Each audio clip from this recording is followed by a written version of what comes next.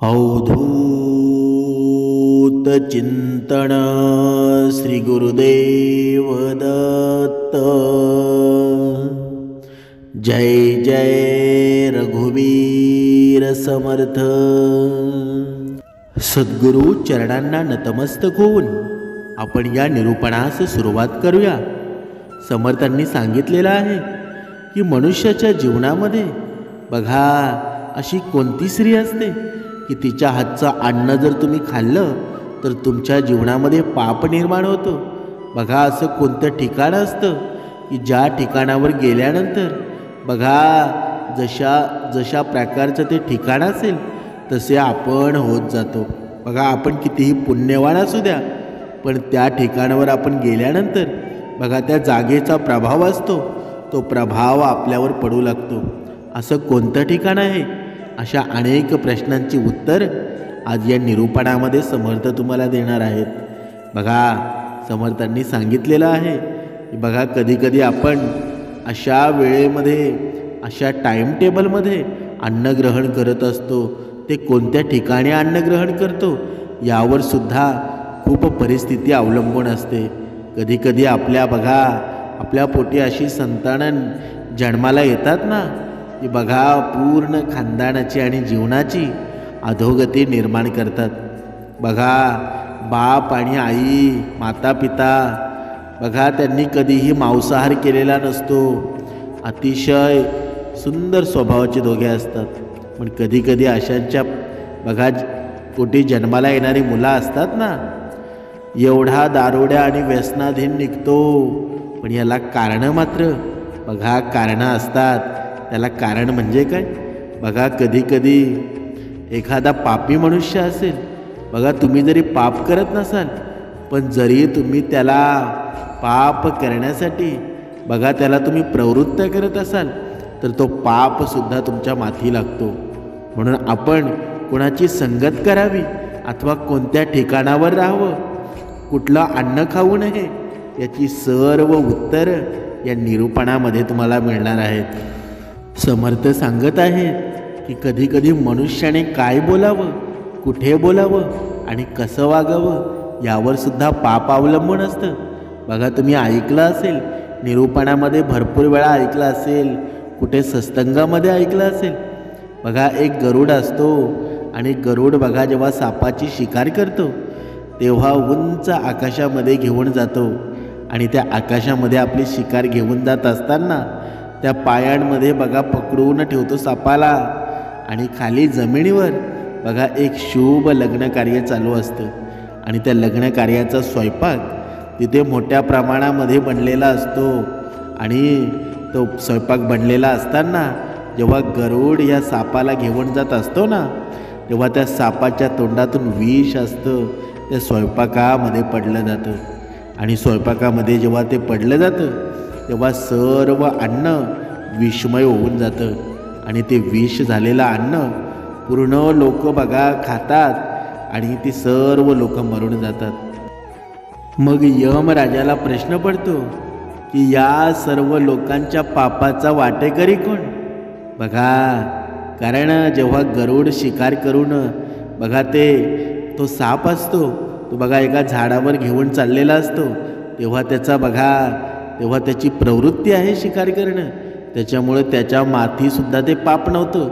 आणि जो समजा साप असतो, सापसुद्धा मरणाच्या अवस्थेमध्ये सापडलेला आहे। सापाला सुद्धा माहीत आहे का तो विष कुठे टाकणार आहे, त्याच्यामुळं यमराजाला प्रश्न पडतो। पण तिथेच एक दुश्मन असतो बघा, ज्याचं लग्न सोहळा चालू असतो, त्याच्यावर जळणारा असतो। तो मनातल्या मनामध्ये म्हणत असतो की एवढा स्वयंपाक केला आहे, या पूर्ण स्वयंपाकाची बघा राख रांगोळी होऊन जाता, हा पूर्ण स्वयंपाक बघा घाण होऊन जातं तर खूप बरं होतं। बघा मग यमराजा त्या बोलणाऱ्याला बघा दोषी ठरवतो आणि पूर्ण पापाचं बघा कृत्य असतं ना त्याला तो पापी ठरवतो। म्हणून समर्थांनी सांगितलेलं आहे की मनुष्याने कुठे काय बोलावं, कुठे राहावं, कसं वागावं, कोणत्या जागेचा बघा आपली आपण पाप केलेलं नसताना सुद्धा आपल्या माथी ते पाप लागू शकतं. म्हणून बघा, आपण आता पाहत होतो की कोणत्या स्त्रीच्या हातचं अन्न खाऊ नये आणि कोणत्या ठिकाणावर मनुष्याने राहू नये. एका झाडावर एक कबूतर आणि एक कावळा बसलेला होता आणि दोघांमध्ये नेहमीच कोणत्या ना कोणत्या विषयावर चर्चा होत असे. कबूतर हा एक शाकाहारी पक्षी आहे आणि कावळा हा मांसाहारी. बघा, दोघांमध्ये खूप अंतर होतं. ते नेहमी एकमेकांना वेगवेगळ्या कथा सांगून वेगवेगळे तर्क सांगायचे. बघा, एके दिवशी कबुतराने कावळ्याला विचारलं की मी तुला माहीत आहे का, लोक तुझा तिरस्कार का करतात? बघा, तुझी घृणा का करतात? कारण तुझं खाणं चांगलं नाही, तू खूप घाण खात असतोस, म्हणून तुझी वाणीसुद्धा कर्कश आहे, तुझा रंगसुद्धा काळा आहे आणि म्हणूनच तुला कोणीही इज्जत देत नाही. बघा, तेव्हा कावळा म्हणाला, नाही मित्रा, आपण काय खातोय यामुळं काहीच फरक पडत नाही. या जगामध्ये जे काही आहे ना, ते सर्व खाण्यासाठी आहे. तेव्हा कबूतर म्हणाला, मित्रा, या विषयामध्ये मी तुला एक कथा सांगतो, तू लक्ष देऊन ऐक. खाण्याच्या सवयीमुळे आणि माणूस कशामुळं लोकांच्या निंदेचा आणि तिरस्कारामध्ये प्राप्त ठरतो. त्यानंतर कबूतर कावल्याला बघा ती कथा सांगू लागतो. बघा, लक्ष देऊन ऐका. ही कथा नसून आपल्या जीवनामध्ये एक नवचैतन्य प्रेरित आणि निर्माण करण्याचं काम या कथा करत असतात. बघा, समर्थ सांगत आहेत. बघा, प्राचीन काळातील ही गोष्ट आहे आणि एका नगरीमध्ये बघा राजा मार्तंड राज्य करत होता. मार्तंड खूपच प्रसिद्ध राजा होता आणि त्याचबरोबर ते खूपच धर्मात्मा प्रकारचा माणूस होता. एके दिवशी राजा मार्तंड त्याच्या सिंहासनावर विराजमान होता आणि त्यांचा राज दरबार चालू होता. त्याच वेळेला राजाच्या दरबारामध्ये 3 विद्वान येतात आणि तिघेजण येऊन राजाला विचारतात, हे महाराज, आम्हाला तुमच्या दरबारामध्ये नोकरी हवी आहे. बघा, तेव्हा राजा म्हणाला, हे विद्वानांनो, तुमचा माझ्या दरबारामध्ये स्वागतच आहे, परंतु तुम्ही मला एक सांगा की तुम्ही काय करू शकता. मी तुम्हाला आमच्या इथे नोकरी तर देईलच, परंतु तुम्ही काही काम कोणते कराल ना? तेव्हा पहिला विद्वान म्हणाला, महाराज, मी वेगवेगळ्या ठिकाणांची पारख करण्यात खूप निपुण आहे. मी कुठल्याही ठिकाणाबद्दल खूप चांगल्या प्रकारे सांगू शकतो. तो ठिकाण आपल्याला राहण्यासाठी योग्य आहे की नाही हे मी खूप चांगल्या प्रकारे सांगू शकतो. राजा म्हणाला, ठीक आहे, सर्वप्रथम आपण तुमच्या या गुणाची परीक्षा घेऊ. जर तुम्ही तुमच्या कार्यामध्ये योग्य ठरलात तर आम्ही तुम्हाला अवश्य नोकरीवर ठेवू. बघा, राजा मंत्रीला म्हणाला, हे मंत्री, तेव्हापर्यंत तुम्ही या विद्वानाची आपल्या अतिथीगृहामध्ये राहण्याची व्यवस्था करा. योग्य वेळ आल्यावर यांना आपण बोलावून घेऊ. बघा, त्या मंत्र्यानं त्या विद्वानाची अतिथीगृहामध्ये राहण्याची व्यवस्था केली. तेव्हा दुसरा विद्वान म्हणू लागला, महाराज, अन्नाबद्दल खूप चांगल्या प्रकारे सांगू शकतो. कोणतं अन्न आपल्यासाठी खाण्यायोग्य आहे आणि कोणतं नाही, कोणतं अन्न चांगल्या दर्जाचं आहे आणि कोणतं अन्न नीच दर्जाचं आहे हे मी तुम्हाला खूप चांगल्या प्रकारे सांगू शकतो. बघा, राजा म्हणाला, ठीक आहे, तुम्ही सुद्धा खूपच कामाची व्यक्ती दिसत आहात. तुमची सुद्धा मी त्याच प्रकारे परीक्षा घेणार आहे. जर तुम्ही तुमच्या गुणांमध्ये योग्य ठरलात तर आम्ही तुम्हाला आमच्या इथे आजीवन नोकरीसाठी ठेवू. बघा, राजाने त्याचीसुद्धा त्याच्या अतिथीगृहामध्ये राहण्याची व्यवस्था केली आणि त्यानंतर तो तिसरा विद्वान म्हणाला, महाराज, मी भोजन पारखण्यात निपुण आहे. मी भोजन पाहून सांगू शकतो की ते भोजन आपल्याला ग्रहण करण्यायोग्य आहे की नाही. बघा, राजाने विचार केला की हा सुद्धा विद्वान खूप उपयोगी ठरेल. जर हा त्याच्या गुणांमध्ये पात्र ठरला तर आम्ही याला सुद्धा दरबारामध्ये आजीवन नोकरीसाठी ठेवून घेऊ. बघा, अशा प्रकारे राजाने त्या 3ही विद्वानांची त्यांच्या अतिथीगृहामध्ये थांबण्याची व्यवस्था केली. बघा, लक्ष देऊन ऐका.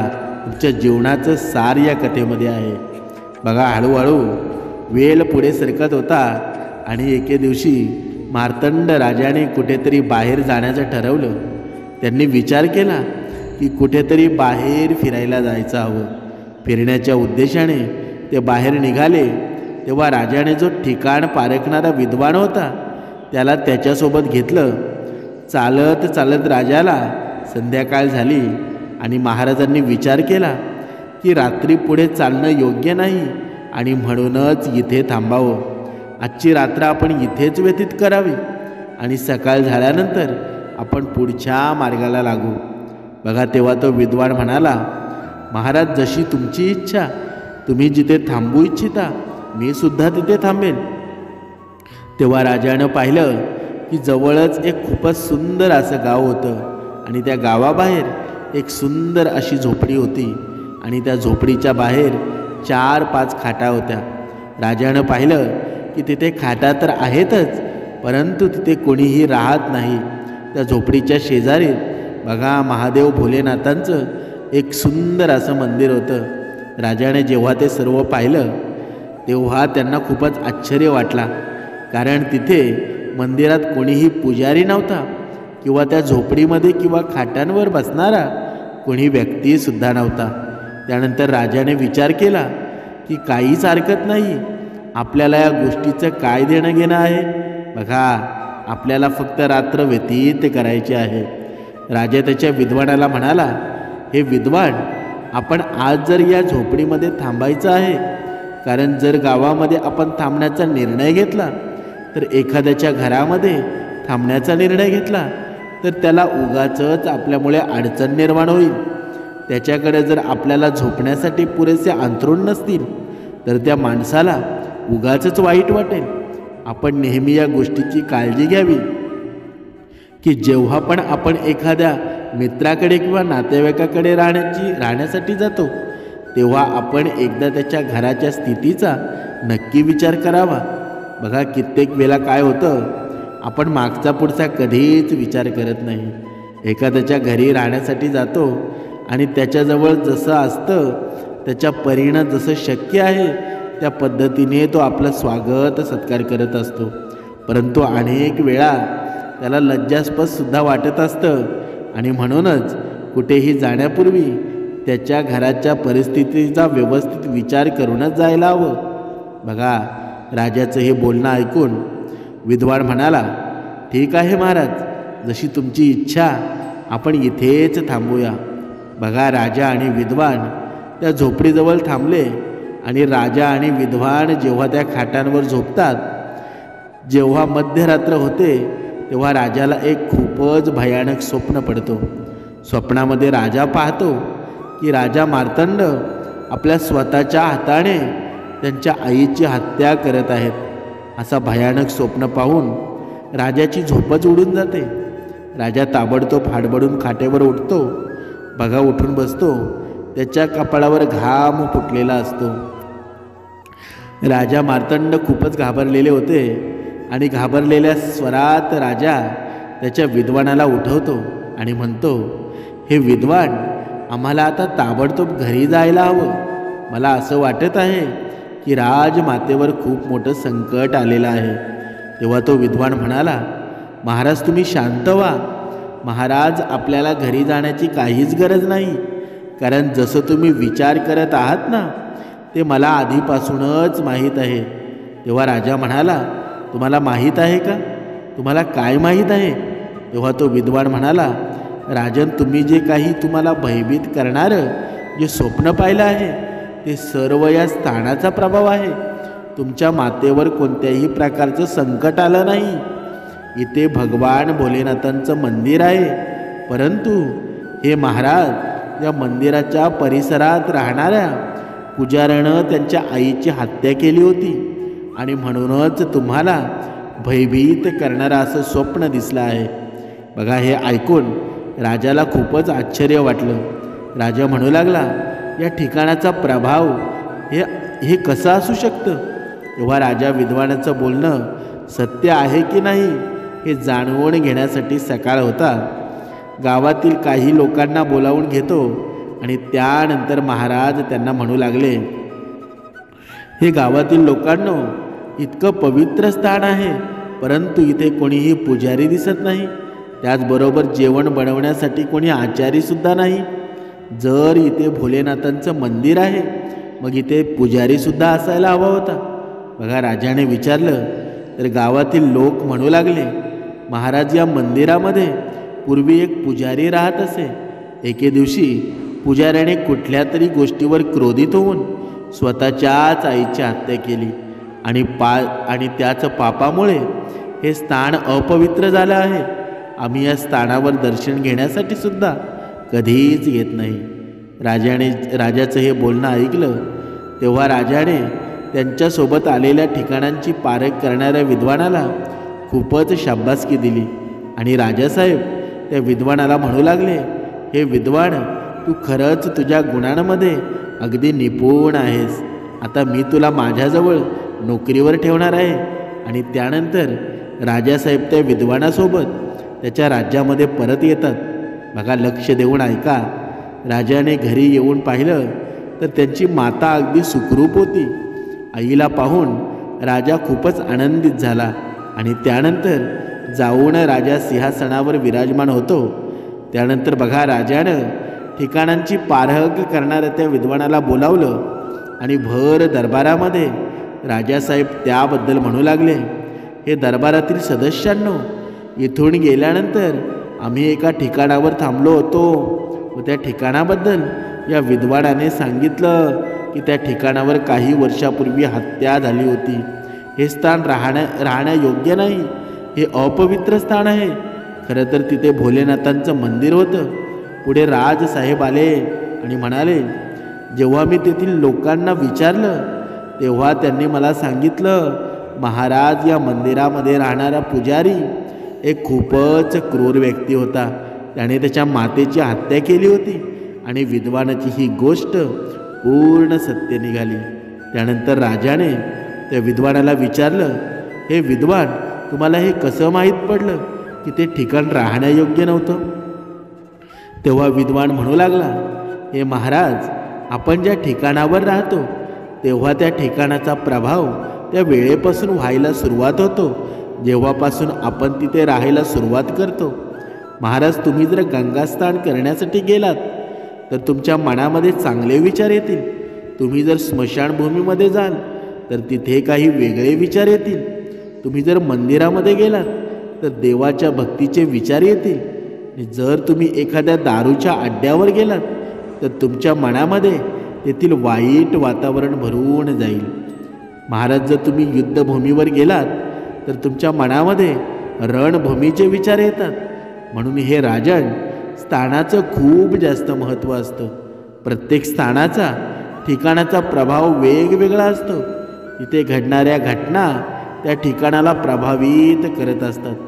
जिथे जे काही घडत असतं ना, चांगलं किंवा वाईट, त्या सर्व गोष्टीचा प्रभाव त्या ठिकाणावर होत असतो.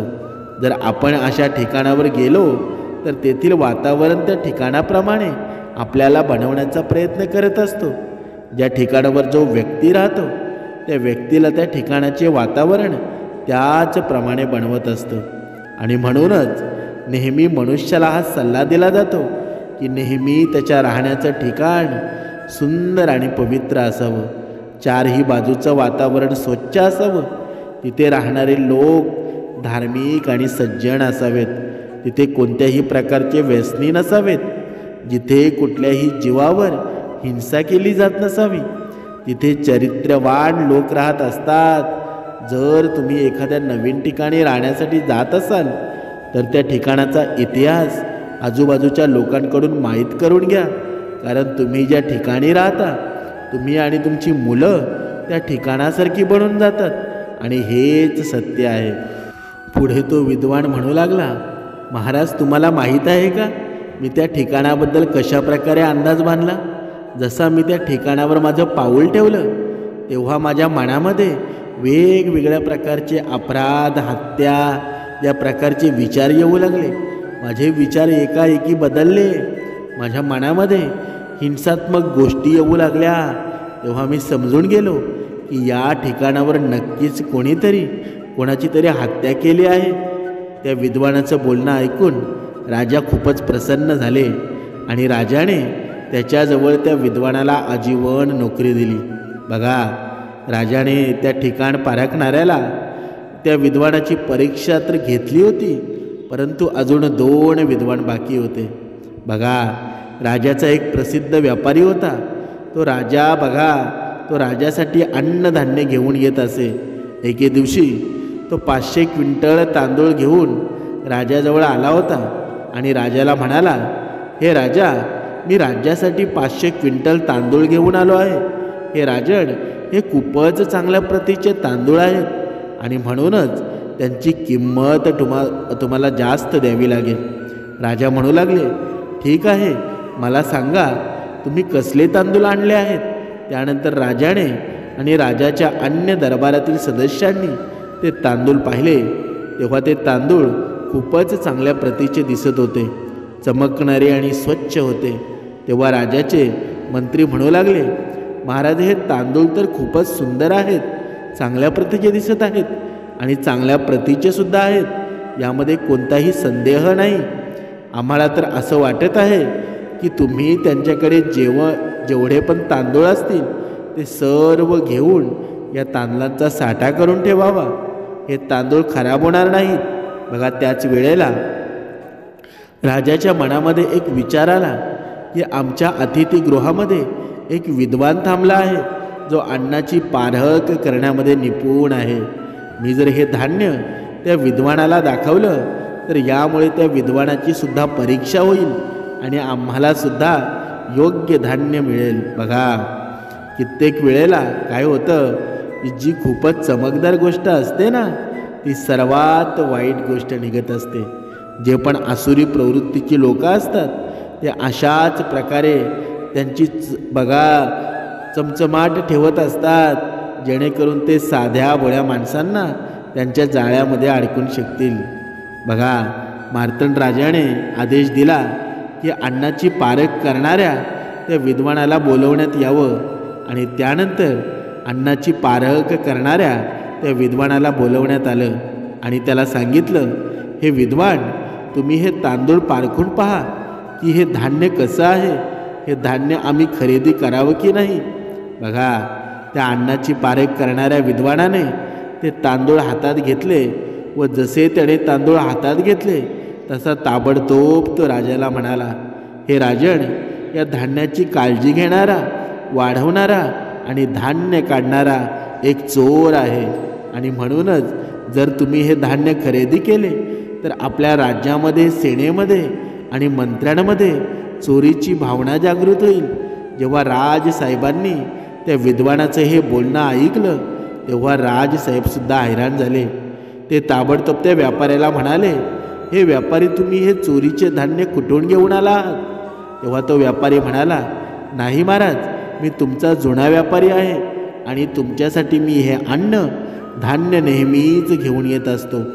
मी हे धान्य तुमच्यासाठी तुमच्याच राज्यातील एका महान जमीनदाराकडून खरेदी केलं आहे, ज्याच्याकडे हजारो एकर जमीन आहे. तो कधी चोरी करू शकत नाही. राजा म्हणाला, त्या शेतकऱ्याला बोलवण्यात यावं. महाराजांचा आदेश मिळताच महाराजांचे 2 सैनिक त्या शेतकऱ्याच्या घरी गेले आणि तिथून व्यापाऱ्याने धान्य खरेदी केलं होतं त्या शेतकऱ्याला राज दरबारामध्ये घेऊन आले. जेव्हा शेतकरी राज दरबारामध्ये आला तेव्हा त्यांनी राजाला प्रणाम केला. राजाने शेतकऱ्याला समोर असलेल्या आसनावर बसवण्यास सांगितलं आणि त्यानंतर राजा म्हणू लागला, हे शेतकरी, हे जे धान्य आहे जे तुम्ही या व्यापाऱ्याला विकलं आहे, तुम्ही हे धान्य कुठून चोरलं आहे. तेव्हा तो शेतकरी म्हणू लागला, अहो महाराज, तुम्ही हे काय म्हणत आहात. माझ्याकडे 1000 एकर जमीन आहे. माझ्याकडे असे हजारो क्विंटल धान्य आहे. हे राजन, हे मी माझ्या स्वतःच्या शेतात उगवले आहे. यामध्ये मी चोरीचा एक दाणासुद्धा मिसळला नाही. तेव्हा राजा म्हणाला, तुम्ही खरं काय आहे ते सांगा. तुम्ही हे धान्य कुठून चोरलं आहे. जे काही खरं सत्य असेल ते मला सांगा. तेव्हा शेतकरी म्हणाला, हे राजन, हे तर मी माझ्या शेतातच पिकवलेलं धान्य आहे, मी हे धान्य कुठूनही चोरलेलं नाही. तेव्हा त्या राजा त्या विद्वानाकडे पाहू लागला, जो अन्नाची पारख करणारा होता. तेव्हा तो विद्वान म्हणू लागला, नाही महाराज, असं होऊच शकत नाही. हा शेतकरी खोटे बोलत आहे. हे अन्न एका चोरानेच पिकवलेलं आहे.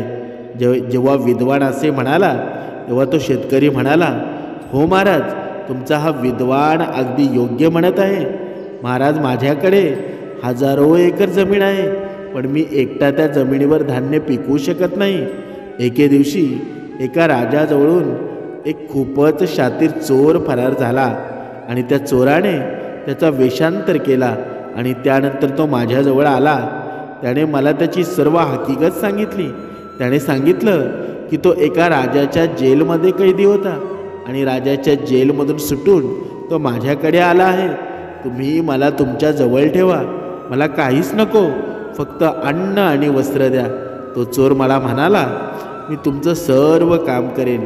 तेव्हा मी सुद्धा तयार झालो आणि त्यानंतर महाराज, मी त्या चोराला माझ्याजवळ ठेवलं. आणि महाराज, या वर्षाचं जे पीक आलं आहे ना, ते पीक या चोराच्या मेहनतीमुळंच आलं आहे. त्याने शेतामध्ये लावणीपासून तर कापणीपर्यंत सर्व काही कामं केली. आणि म्हणूनच महाराज, तुमचा हा विद्वान खूप मोठा विद्वान आहे. त्याने अगदी योग्य ओळखलं की हे धान्य चोरानं पिकवलेलं आहे. हे धान्य बघा, चोरी करणाऱ्या माणसानेच मिळवलेलं आहे. हे राजन, तुमच्या ह्या विद्वानाचं बोलणं अगदी योग्य आहे. शेतकऱ्याचं हे बोलणं ऐकून राजा खूपच प्रसन्न झाला आणि राजा विचारू लागला, इतका मोठा विद्वान माझ्या दरबारात हजर आहे.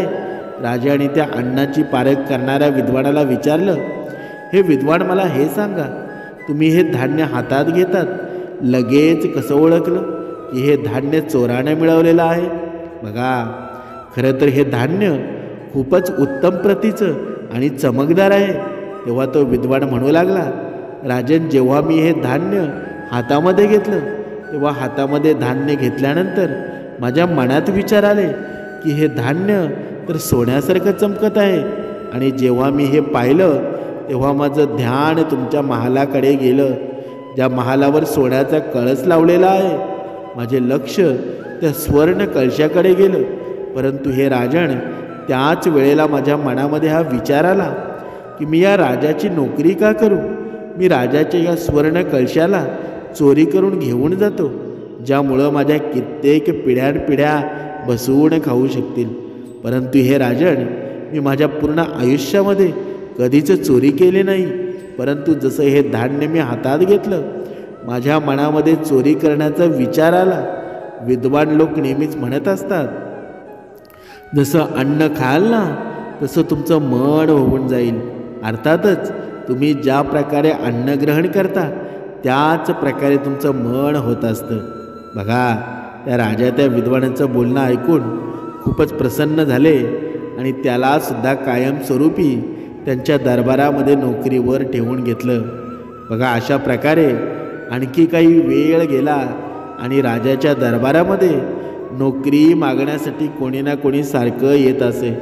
तेव्हा एके दिवशी एक प्रसिद्ध आचारी भोजन बनवण्याचं काम मागण्यासाठी राजाच्या दरबारामध्ये आला आणि महाराजांना म्हणू लागला, हे राजन, मला तुमच्या दरबारामध्ये नोकरी हवी आहे. तेव्हा राजा म्हणू लागला, मला सांगा, तुम्ही काय करू शकता? तेव्हा तो आचारी म्हणू लागला, महाराज, मी एक आचारी आहे. मी तुमच्या स्वयंपाकगृहामध्ये अन्न शिजवण्याचं कार्य करू शकतो.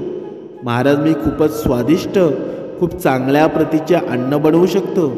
तेव्हा राजा मार्तंड मनातल्या मनात विचार करू लागला, ठीक आहे, हे भोजन बनवण्याचं कार्य करतात तर चांगली गोष्ट आहे, याला आमच्या इथे ठेवून घेतो बघा. परंतु राजा मार्तंड त्या आचार्याला म्हणाला, हे आचारी, परंतु प्रथम तुम्हाला परीक्षा द्यावी लागेल. आजचं भोजन आम्ही स्वतःच चाखून पाहू. तेव्हा तो आचारी म्हणू लागला, ठीक आहे महाराज. आता त्या आचार्याला राजाने त्याच्याजवळ नोकरीवर ठेवून घेतलं आणि त्याला सांगितलं की आजचं भोजन आम्ही स्वतः खाऊन पाहणार. तुम्ही जा आणि लवकरात लवकर भोजन बनवा. बघा, त्या दिवशी त्या आचार्यानं त्याची पूर्ण कला वापरून भोजन बनवलं. जेवढं चांगल्या प्रतीचं भोजन त्याला बनवता येईल तेवढ्या चांगल्या प्रतीचं भोजन त्याने बनवलं. तेव्हा सर्व भोजन तयार झालं. तेव्हा महाराज मार्तंड यांना त्या आचार्याने बोलावलं. त्यांनी सांगितलं, महाराज आम्ही भोजन बनवलेलं आहे, तुम्ही बघा ते चाखून पाहू शकता. त्यानंतर राजा भोजनाची पारख करणाऱ्या त्या विद्वानासोबत स्वयंपाकगृहात गेले. राजाने जेव्हा भोजन चाखून पाहिलं तेव्हा भोजन खूपच स्वादिष्ट झालं होतं. खूपच चांगल्या प्रतीचं भोजन त्या आचार्यानं बनवलेलं होतं. जेव्हा मंत्र्यांनी ते भोजन खाल्लं तेव्हा मंत्री म्हणू लागले, महाराज आम्ही खूप भोजन बनवणारे पाहिले आहेत, परंतु असा आचारी यापूर्वी कधीच पाहिला नाही. हे महाराज, आपण या आचार्याला आपल्या इथे नोकरीवर ठेवून घ्यावे. तेव्हा जो भोजनाची पारख करणारा विद्वान होता, राजा त्याला म्हणाला, हे विद्वान तुम्ही सांगा हे भोजन कसं आहे. तेव्हा तो विद्वान महाराजाला म्हणू लागला, हे महाराज, जर तुम्ही या आचार्याला तुमच्या दरबारात ठेवत असाल तर आपल्या राज दरबारातील शिपाई, मंत्री, सेवक सर्व लुटेरे बनतील. त्यांच्यामध्ये लुटपाटीची प्रवृत्ती खूप मोठ्या प्रमाणात वाढेल. बघा, विद्वानाचे हे बोलणं ऐकून राजा म्हणू लागला, तुम्ही हे काय म्हणत आहात. तेव्हा विद्वान म्हणू लागला, हो महाराज, तुम्ही या आचार्याला विचारा, हा नक्कीच कोणीतरी लुटेरा आहे. जो आत्ता भोजन बनवण्याचं काम करत आहे हा एक लुटेरा माणूस आहे आणि जो आपल्या दरबारामध्ये काहीतरी लुटण्याच्या उद्देशाने आला आहे तो आचार्य असण्याचं नाटक करत आहे. जेव्हा राजाचं हे बोलणं ऐकलं तेव्हा राजाने त्या आचार्याला त्याच्या दरबारामध्ये बोलावलं आणि त्या आचार्याला महाराज म्हणू लागले, हे आचारी, वास्तविक पाहता तुम्ही अन्न शिजवण्यामध्ये खूपच निपुण आहात. तुम्ही खूप चांगल्या प्रतीचे अन्न बनवलं आहे. तुमच्या अन्नामध्ये खूपच स्वाद आहे. परंतु तुम्ही मला एक गोष्ट सांगा की तुम्ही पूर्वीपासून अन्न शिजवण्याचं काम करता की काही दुसरं काम करत होता. जे काही सांगाल ते सत्य सांगा. बघा, अन्यथा खोटं बोलण्याचा परिणाम काय असेल ते तुम्हाला चांगलंच माहीत आहे. मी तुम्हाला अशी शिक्षा सुनावेल की ज्यामुळं तुम्हाला जगणं कठीण होऊन जाईल. बघा, जेव्हा त्या राजानं कठोर शब्दात त्या आचार्याला हे सर्व विचारलं तेव्हा तो आचारी घाबरला. तो राजासमोर हात जोडून म्हणाला, महाराज मला क्षमा करा. जेवण बनवणं हे माझं वडिलोपार्जित काम नाही. यापूर्वी मी लोकांच्या घरी चोरी करणं, लुटपाट करणं हे काम करत असे. माहीत नाही किती व्यक्तींना मी मारला असेल, किती लोकांच्या घरामध्ये मी चोरी केली असेल आणि कित्येक राजांनी मला पकडण्याचे आदेशसुद्धा दिले आहेत. परंतु मी कोणाच्या हाती कधीच आलो नाही. आणि जेव्हा मी एक प्रसिद्ध लुटेरा बनलो तेव्हा लोक मला घाबरू लागले आणि त्यानंतर माझ्या मनामध्ये एक दिवशी विचार आला की मला भोजन बनवण्याची कला खूपच चांगल्या प्रकारे येत आहे. जर मी एखाद्या राजाजवळ आचार्यांचं काम केलं आणि राज्याच्या दरबारामध्ये राहू लागलो तर मग मला कोणी ओळखणारसुद्धा नाही. परंतु हे राजन, आता मी लुटपाटीचं काम करत नाही. त्या आचार्याचं बोलणं ऐकून राजा खूपच प्रसन्न झाला आणि राजाने ताबडतोब भोजन पारखणाऱ्या त्या विद्वानाला सन्मानित केलं आणि आजीवन त्यांच्या दरबारामध्ये नोकरीवर ठेवलं. बघा, राजा म्हणू लागला, हे विद्वान, मला हे सांगा की तुम्ही इतक्या कुशलपणे कसं जाणून घेतलं की हा व्यक्ती जो आचार्य आहे त्यांनी बनवलेलं भोजन चांगलं नाही म्हणून. तेव्हा तो विद्वान म्हणू लागला, हे महाराज, आपल्या वेद पुराणामध्ये, वेदशास्त्रामध्ये भोजनासंबंधी नियम लिहिलेले गेलेले आहेत. हे राजन, जेव्हा मी याने बनवलेलं भोजन ग्रहण करण्याचा विचार केला त्याच वेळेला माझ्या मनामध्ये लूटपाटीचे विचार येऊ लागले. मला तुमचा तो स्वर्णहार दिसत होता आणि मीही विचार करू लागलो की राजाच्या गळ्यातून जरा हा हार मी चोरला तर माझं जीवन मी आनंदाने व्यतीत करू शकतो. आणि म्हणूनच हे महाराज, तुम्ही या आचार्याला ठेवलं तर तुमच्या राज्याचं संचालन खूप जास्त बिघडून जाईल. तुमचा अधिकारी, तुमच्या सेनेचे शिपाई लुटेरे बनतील. असं म्हणतात की मनुष्याच्या पोटामध्ये शुद्ध आणि पवित्र बुद्धीने केलेलं भोजन जात असेल तर त्याची बुद्धी शुद्ध आणि पवित्र राहत असते. दूषित भोजन किंवा दुष्ट बुद्धीने बनवलेलं भोजन असो, खाणाऱ्या व्यक्तीची बुद्धी ती सुद्धा प्रदूषण करत असते. म्हणून सात्विक भोजन सात्विक विचार निर्माण करत असतात आणि तामसी भोजन तुमच्या डोक्यामध्ये राग भरत असतो. आणि म्हणूनच मनुष्याने त्याच्या खाण्यापिण्याची योग्य काळजी घ्यायला हवी. बघा या कथेचं तात्पर्य काय. बघा समर्थ सांगत आहेत की बघा ज्या स्वयंपाकगृहामध्ये ज्या स्त्रिया भोजन बनवत असतात त्यांनी या गोष्टीची काळजी नेहमी घ्यायला हवी की अन्न शिजवत असताना त्यांचं डोकं नेहमी शांत असावं. कोणत्याही प्रकारचे राग मनामध्ये असू नये, कोणावरही ईर्ष्या द्वेष करू नये. जर स्त्रिया क्रोधयुक्त बुद्धीने ईर्ष्या द्वेषाची भावना ठेवून जर अन्न ते शिजवत असतील ना तर ते अन्न खाणाऱ्याच्या डोक्यामध्ये सुद्धा तोच क्रोध, तीच ईर्ष्या, तेच द्वेष जात असतात. जर एखादी स्त्री रागामध्ये भोजन बनवत असेल तर ते भोजन ग्रहण करू नये. मनामध्ये चोरीचा भाव असेल, कोणाची हत्या करण्याचा भाव असेल, कोणाला लुटण्याचा भाव मनामध्ये असेल, कोणाला फसवण्याचा भाव मनामध्ये असेल आणि जर असा व्यक्ती त्यावेळेला भोजन बनवत असेल तर ते भोजन त्या मनुष्याच्या मनामध्ये चालत असणाऱ्या त्या विकारांमुळे दूषित होऊन जातो. आणि असं भोजन खाणाऱ्याच्यावर बघा नकारात्मक प्रभाव पडत असतो. म्हणून बघा या 3 गोष्टी नेहमी लक्षात ठेवा. नंबर 1, नेहमी मनुष्याने उत्तम ठिकाणावर राहावं. तुम्ही हे पाहिलं असेल की जेव्हा पण आपण नवीन घर बांधतो तर त्या घरामध्ये राहण्यापूर्वी आपण त्याची वास्तुशांती करत असतो. बघा वेद मंत्रांनी आपण त्या घराला पवित्र करतो आणि तेथील नकारात्मक शक्तीसुद्धा आपण दूर करत असतो. म्हणजेच काय, म्हणजेच बघा त्या घराची शांती केल्याशिवाय आपण त्या घरामध्ये प्रवेश करतो का. म्हणून बघा त्यानंतरच आपण त्या घरामध्ये राहतो. आणि जर एखादा व्यक्ती अपवित्र स्थानावर राहत असेल तर अशा घरामध्ये गृहक्लेश, आजारपण वाढू लागतो. त्याप्रमाणे बघा घराची भरभराट सुद्धा थांबून जाते. रोग, आजारपण, आर्थिक संकट बघा अशा घराला नेहमी घेरून बसलेलं असतं. कधी त्यांच्या घरामध्ये लक्ष्मी नांदत नाही. बघा अशा घरांमध्ये नेहमी भांडणंच होत असतात. बघा वादविवाद वाढत असतात. म्हणून राहण्यासाठी योग्य चांगलं ठिकाण निवडावं. बघा नंबर 2, नेहमी उत्तम आणि चांगल्या प्रतीचं अन्न ग्रहण करावं. भोजनामध्ये तेच अन्न सामील करावं जे अन्न मेहनतीनं आणि इमानदारीनं कमवलेलं आहे. बघा अन्नाने बुद्धीची निर्मिती होत असते, हे प्रत्येकाने लक्षात ठेवलं पाहिजे. जर दूषित अन्न तुम्ही खात असाल तर तुमची बुद्धीसुद्धा दूषित होत असते. आणि जशी तुमची बुद्धी असेल ना तसेच तुम्ही कर्म करता.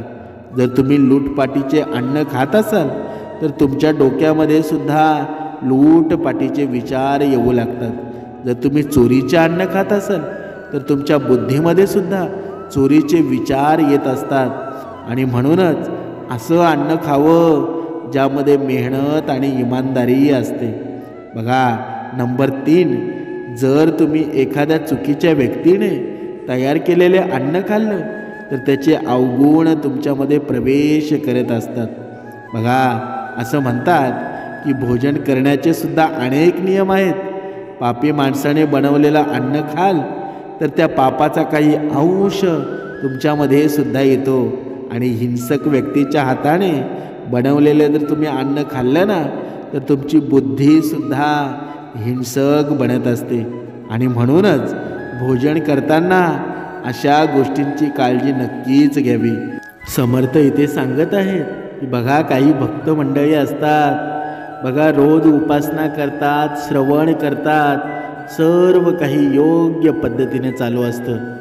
पण कधीकधी त्यांच्या जीवनामध्ये एवढं दुःख निर्माण होतं ना की त्यांना त्यांचंच कळत नाही की नक्की मी भक्ती करावी की नाही करू. बघा पण समर्थ इथे सांगत आहेत की जेव्हा तुम्ही भक्ती मार्गामध्ये येता, उपासना करायला लागता, तेव्हा समोरचं ठिकाण कसंही असू द्या, कोणत्याही प्रकारचा असू द्या, तो विचार तुम्ही मनामध्ये येऊ देऊ नका. तुमचं सामर्थ्य, तुमची ऊर्जा आहे ना, त्या भक्तीमध्ये तुमचं मन लावून नामस्मरण करा. कारण नामस्मरण अशी एक गोष्ट आहे, कितीही जागा वाईट असू द्या, कितीही काहीही असू द्या, नामस्मरण एक अशी गोष्ट आहे ना, जिथे अंधकार असेल तिथे प्रकाश निर्माण होतो. आणि त्या प्रकाशाचा मार्ग फक्त नामस्मरण आहे. श्रीराम समर्थ. ओम श्री गुरु दत्तात्रेय श्रीपाद श्री वल्लभाय नमः. जय जय रघुवीर समर्थ.